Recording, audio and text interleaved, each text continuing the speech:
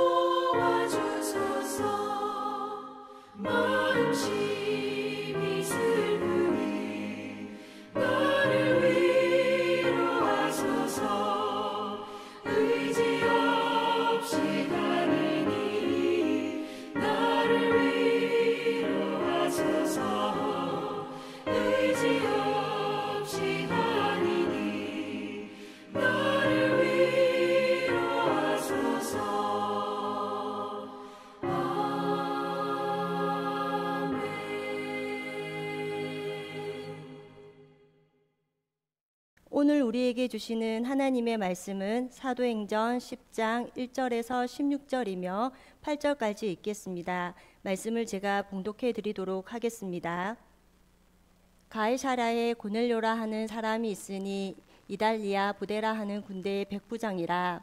그가 경건하여 온 지방과 더불어 하나님을 경외하며 백성을 많이 구제하고 하나님께 항상 기도하더니 하루는 제9시쯤 되어 한상 중에 밝히 보매 하나님의 사자가 들어와 이르되 고넬료야 하니 고넬료가 주목하여 보고 두려워 이르되 주여 무슨 일이니까? 천사가 이르되 내 기도와 구제가 하나님 앞에 상달되어 기억하신 바 되었으니 내가 지금 사람들을 요빠에 보내어 베드로라 하는 시몬을 청하라. 그는 무두장이 시몬의 집에 유숙하니 그 집은 해변에 있다 하더라. 마침 말하던 천사가 떠나매 고넬료가 집안 하인들과 부하 가운데 경건한 사람 하나를 불러 이 일을 다 이루고 요빠로 보내니라. 아멘. 오늘 우리가 함께 살펴본 말씀은 사도행전 10장 1절에서 16절까지의 말씀입니다. 이 사건은 신앙의 자유함에 대해 고넬료라는 사람을 통해 말씀해 주고 있습니다. 먼저 1절과 2절 말씀에 고넬료가 어떤 사람인지에 대해 소개되어 있습니다. 가이사랴란 행정상 수도인 곳이며 고넬료는 이탈리아 부대의 군대 백부장으로 그곳에서 살고 있었습니다. 여기에서 백부장은 자신의 부하가 300명 정도가 되는 굉장한 사람을 말합니다. 2절을 읽어보니 그가 경건하여 온 지방과 더불어 하나님을 경외하며 백성을 많이 구제하고 하나님께 항상 기도하더니 라고 말씀하고 있습니다. 고넬료는 백부장으로 로마인입니다. 그래서 그에게는 종교가 있었습니다. 그런데 가이사로로 와서 행정 백부장이 되면서 유대인을 만나기도 하는 가운데 유대교로 바꾸는 개종을 한 것이었습니다. 이 사람은 겉은 율법을 따르는 이방인이고 내면은 유대인이 된 것이었습니다. 그러나 고넬료를 만나는 베드로의 겉은 유대인이고 내면은 기독교인이었습니다. 그렇기에 고넬료는 진짜 기독교인은 아니었습니다. 그래서 2절의 말씀과 같이 유대인처럼 행동을 한 것이었습니다. 그가 유대인처럼 보였던 모습은 첫째, 경건했다고 말합니다. 그리고 둘째, 온 집안과 더불어 하나님을 경외한다고 합니다. 앞서 말한 진정한 경건이란 하나님을 경외하는 사람을 말하는 것입니다. 경외한다는 것은 진정으로 사랑하기에 그를 높이며 또 존중하고 두려워한다는 것이 아닐까요? 그렇게 생각해 봅니다. 그리고 그는 온 가족과 함께 하나님을 경외했다고 합니다. 이것은 그의 신앙이, 그의 믿음이 그의 가족들에게 존경받았다는 것을 말하는 것입니다. 이처럼 오늘 우리도 우리의 신앙을 다음 세대인 자녀들에게 오직 나와 내 집은 여호와를 섬기겠노라 고백하며 신앙을 전수할 수 있기를 소망합니다. 그리고 셋째, 그는 사람을 많이 구제하고 하나님께 항상 기도했다고 합니다. 하나님을 사랑하기에 곁에 있는 그리고 가까이에 있는 어려운 이웃을 돌보며 항상 하나님께 기도함으로 하나님의 뜻대로 살았다는 것입니다. 방금 소개한 내용과 같이 고넬료는 이것을 다 지킨 참으로 대단한 사람이었습니다. 그러나 유대교에는 구원이 없었습니다. 구원은 오직 기독교에만 있기에, 즉 예수 그리스도를 영접한 사람에게만 구원이 있기에 아무리 대단하게 유대인과 같은 삶을 살았다 하더라도 구원과는 전혀 상관이 없는 것이었습니다. 그 다음 3절과 4절에 하루는 제9시쯤 되어 한상 중에 밝히 봄에 하나님의 사자가 들어와 이르되 고넬료야 하니, 고넬료가 주목하여 보고 두려워하이르되 주여 무슨 일이니까? 천사가 이르되 내 기도와 구제가 하나님 앞에 상달되어 기억하신 바가 되었으니, 여기에서 내 기도와 구제가 상달되어 기억하신 바가 되었다라고 말씀합니다. 고넬료는 구원받기 위해서 이렇게 한 것이었습니다. 또한 그가 항상 기도했더니 이런 일이 있다는 것입니다. 그리고 그의 마음은 구원에 가 있었기에 그 마음이 하나님께 닿은 것이었습니다. 5절과 6절에도 고넬료는 늘 하나님께 기도하던 사람이기에 욥바에 사람을 보내서 베드로라는 사람을 청하고 하나님께 자세히 그에게 말씀해 주신 것입니다. 그 다음 7절과 8절에는 마침 말하던 천사가 떠남에 고넬료가 집안 하인 둘과 부하 가운데 경건한 사람을 하나 불러 이 일을 다 이루고 욥바로 보내니라 라고 말씀합니다. 그러므로 고넬료는 이 일을 다 말하고 욥바에 경건한 사람을 보냈다고 합니다. 고넬료는 능력 있는 사람을 보낸 것이 아니라 왜 경건한 사람을 불러서 보냈을까요? 하나님의 일은 육의 기준이 아닙니다. 하나님의 일은 하나님을 사랑하고 하나님을 경외하는 사람이 하는 것입니다. 그러므로 우리들 또한 예수님을 영접한 구원받아 의인이라라 말씀하여 주시는 그 하나님의 사랑을 감사함으로 교회와 주님의 일을 기쁨으로 감당하는 섬김이 될 수 있기를 원합니다. 그 다음 하나님께서 고넬료를 위해 베드로를 보내기 위한 장면이 9절부터 나오게 됩니다. 베드로는 제6시 점심시간에 기도하러 지붕에 올라갑니다. 11절과 12절에는 하늘이 열리며 한 그릇이 내려오는 것을 보니 그 보자기가 같고 네 길을 메어 땅에 들이웠더라. 그 안에 땅에 있는 각종 네 발 가진 짐승과 기는 것과 공중에 나는 것들이 있더라라고 말씀하십니다. 이것은 배고픔 때문이 아니라, 그리고 유대 사람들은 아무리 배가 고파도 네 발 가진 짐승이나 기는 것을 먹지 않는다고 합니다. 예전부터 보지 않은 음식이었기 때문입니다. 그렇기에 이것은 즉 하나님이 보여주신 환상이었습니다. 14절과 15절에 음성이 들립니다. 정한 짐승과 부정한 짐승이 섞여 있는 것을 베드로야 일어나 잡아먹어라 말씀하십니다. 그러자 베드로는 그럴 수 없다라고 말합니다. 지금까지 한 번도 먹어본 적이 없기 때문입니다. 이것은 베드로는 주님을 만났지만 여전히 신앙의 뿌리는 유대 전통을 가지고 있었기 때문이었습니다. 15절에 또 두 번째 소리가 있으되 하나님께서 깨끗하게 하신 것을 내가 속되다 하지 말라 하더라 라고 말씀하십니다. 이 말씀은 예수 그리스도 안에서는 다 깨끗하다는 것입니다. 그렇기에 구분하지 말라는 것입니다. 이것은 땅에서는 구분이 있을지 모르나 하늘에서 내려오는 것은 구분이 없다는 것입니다. 예수 생명 안에서는 괜찮은 사람, 덜 괜찮은 사람, 가난한 자나 부자나 지식이 있는 거나 이런 것에 어떤 것에도 구분이 없다는 것입니다. 즉 모두가 다 형제와 자매인 것입니다. 이것은 예수님의 생명으로 하나가 된다는 것입니다. 16절에는 이런 일이 3번 있은 후에 그 그릇이 곧 하늘로 올려져 가니라 라고 끝으로 말씀하십니다. 베드로는 전통에 매여 지금 하나님의 마음을 모르고 있습니다. 전통 속에서 율법을 구분할 수 있으나 전통에 매여 하나님의 마음을 모르는 것입니다. 하나님께서는 베드로에게 이것을 바꾸어 주고 싶으셨습니다. 요한복음 8장 32절 말씀에 진리를 알지니 진리가 너희를 자유롭게 하리라 라고 말씀합니다. 전통이 어쩌면 유익을 줄 수 있으나 우리의 삶을 제한하게 됩니다. 율법과 전통이 하나님보다 우선할 수 없다는 것입니다. 그와 반대로 생명은 우리를 자유케 합니다.